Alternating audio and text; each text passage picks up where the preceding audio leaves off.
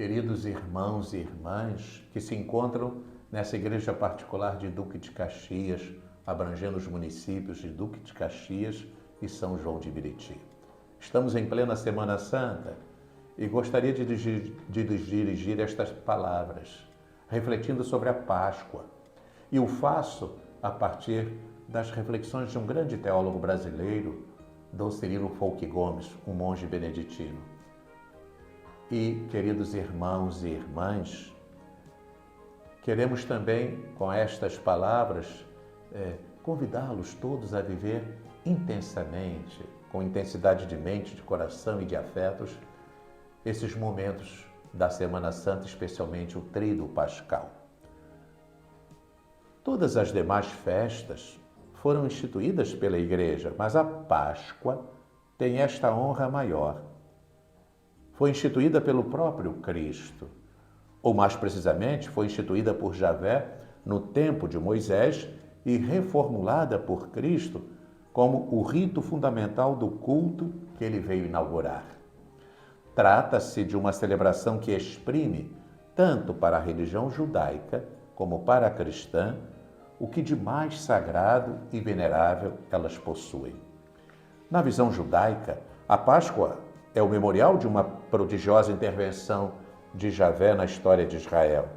É difícil concebermos uma realização literal daquilo tudo que está narrado no livro de Êxodo. A praga que fulminou uma noite os primogênitos do Egito, a passagem por entre as águas do mar, o maná que alimentou o povo, a coluna de luz que o guiou através do deserto, o episódio fulgurante da aliança no Sinai. Tudo isso, apesar de se apresentar inserido numa trama de historicidade densamente humana, só pode ser assimilado por nossa mentalidade de hoje mediante um processo de decantação do elemento espetacular, a qual, aliás, nos conduz a exegese moderna, que leva em conta as peculiaridades do estilo literário próprio desses remotos textos. De qualquer maneira, porém, que se atenuem as cores das cenas, elas resistem sempre, no narrato bíblico, a uma interpretação meramente simbólica ou a uma interpretação naturalista, na qual já não exista lugar para o milagre, para o sinal sensível da intervenção de Deus na história de Israel. Ora, a intervenção divina consiste aí essencialmente num ato libertador, salvador. É a libertação de um povo escravizado, a libertação que se reafirma em seguida quando ele se vê acossado pelos inimigos até junto ao mar, a salvação, enfim, da fome e da sede na longa travessia do deserto. Javé é o Deus presente que se manifesta, renovando sua aliança com os filhos de Abraão e admiravelmente conduzindo-os à terra prometida. O rito da Páscoa deveria significar, desde então, a comemoração dramatizada desses dias típicos da história do povo, perpetuando sua lembrança no decurso dos tempos. E quando vossos filhos vos disserem que significa este rito, respondereis: é o sacrifício da Páscoa, em honra do Senhor, que, ferindo os egípcios, passou por cima das casas dos israelitas no Egito e as preservou. Assim lemos em Êxodo 12, 26. Cheio de simbolismo era o rito. A ceia sacrificial de um cordeiro, para evocar qualquer misterioso sangue inocente que condicionara a redenção do povo, com pães ázimos e ervas amargas, para recordarem a pressa e a aflição da noite da fuga. Por trás dessa comemoração estava, evidentemente, a voz de uma esperança em novas intervenções salvadoras de Javé no futuro. Algo maior que os fatos do passado ficava necessariamente pressentido lá para os horizontes da era messiânica, que Israel imaginou de mil modos através dos tempos, mas em vista da qual entendeu sempre a travessia do deserto como uma prefiguração. Toda a mensagem dos profetas, Oséias, Isaías, Jeremias, Ezequiel, anuncia uma nova aliança e uma comunhão infinitamente mais perfeita de Israel e, por meio de Israel, de todo o gênero humano com Javé. Esse caráter essencialmente prefigurativo da Páscoa judaica, enfatizado pelos profetas, nos orienta para a Páscoa cristã. Cristo se apresentou como alguém que inaugurava a era messiânica, dizendo-se não só o Messias esperado, mas, além do esperado, um Messias divino. Sua obra em favor dos homens assume um alcance de tal transcendência que só ele podia definir qual seja. E ele a define como uma redenção, que transfere os homens de um estado ignominioso de pecadores votados a um destino de morte, ao estado de peregrinos endereçados à casa do Pai, onde então ele mesmo os precede, preparando-lhes um lugar para que sejam nada mais, nada menos que os comensais de Deus para sempre. Ora, se tudo isto é verdade, então é evidente que o envio de Cristo a este mundo para a realização dessa obra redentora significa a definitiva intervenção de Deus no processo histórico do gênero humano, aquela que havia sido prefigurada e prometida na libertação pascal de Israel.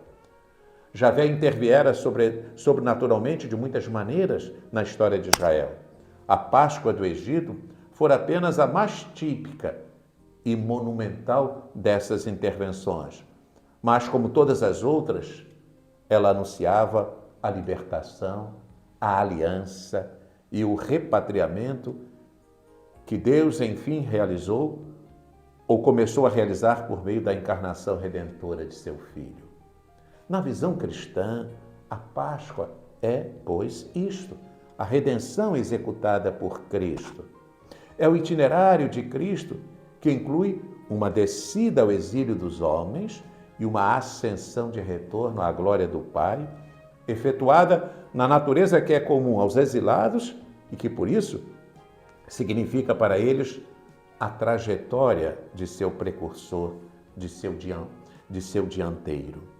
Mas, se na visão cristã todo o itinerário de Cristo constitui a realidade da Páscoa, a maravilha realizada por Deus em plena história da humanidade pecadora, é principalmente sua ressurreição gloriosa que chamamos Páscoa, pois ela é que manifesta qual seja verdadeiramente, na passagem da humanidade para a transcendência, a estação da chegada. Eis porque nos acostumamos a identificar sem mais a festa da Páscoa com o dia da ressurreição de Cristo. Entretanto, alguns cristãos não possuem a perspectiva completa dessa festividade, não percebem seu sentido pleno, dissociando, de certo modo, a ressurreição do Senhor de seu feito redentor, visto quase exclusivamente sob o ângulo dos merecimentos da cruz na Sexta-feira Santa. A ressurreição fica comemorada como se fosse apenas o retorno de Cristo à vida, como se fosse apenas o grande sinal comprovante da divindade de Jesus. Ela é isto, porém, mais. É o princípio da exaltação total, que se conclui na ascensão. Vou para o Pai, disse Jesus na última ceia, e esta palavra alude à ascensão. Por isso tudo, ele pôde instituir, na véspera de padecer, um rito novo de comemoração pascal, a ceia eucarística. Ali está verdadeiramente comemorada a Páscoa do gênero humano, pois não é só a memória sacramental de uma imolação e morte, mas da imolação do Cordeiro de Deus que, pela morte, transpôs os umbrais do santuário.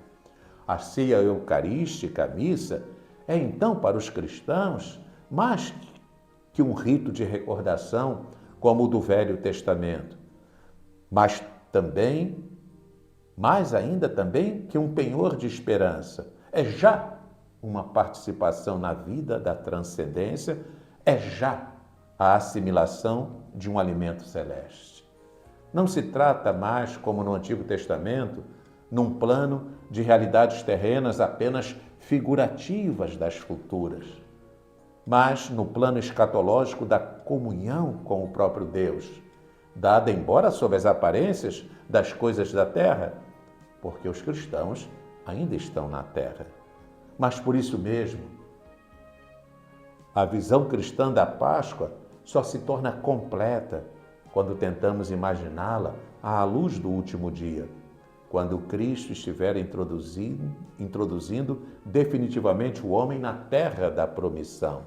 Ou melhor, porque a concepção que se impõe no cristianismo a este respeito é profundamente comunitária, quando Cristo estiver nela introduzindo todo o cortejo dos homens resgatados, todo o povo de Deus, a multidão de seus irmãos.